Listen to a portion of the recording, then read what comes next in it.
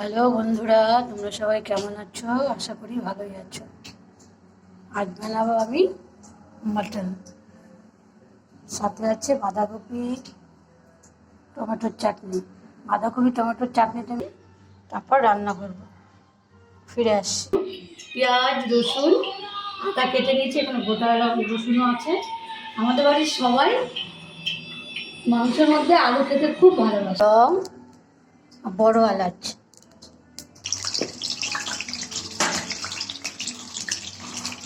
মাংসটা ভালো করে একটু মেখে নেব। রসুন আদা একটু পেঁয়াজও বেটে দিয়েছি, কুচি করে পেঁয়াজটা দিয়ে দেবো। হলুদ দিয়ে দেবো, একটু সরষে,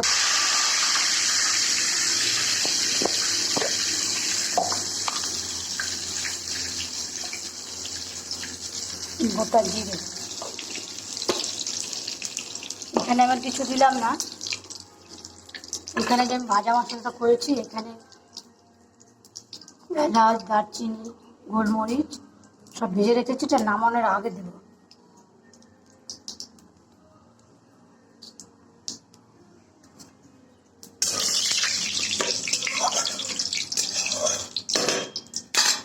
মাংসটা তো মেখেছি, দেখুন কি সুন্দর করে মেখেছি।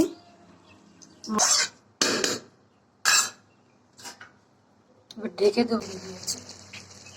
এবার দিয়ে দেবো গরম জল। আমি মাংসের ভিতরে গরম জলই দিই।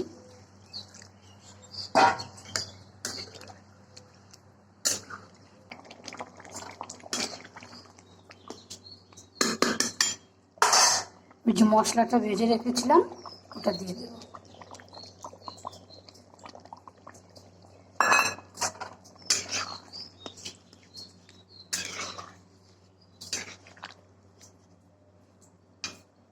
মাটনটা কি সুন্দর সিদ্ধ হয়েছে।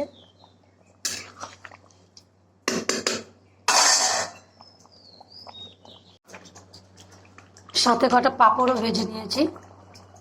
মাটন তো আমার হয়ে গিয়েছে, এবার একটু খেয়ে দেখুক ছেলেটা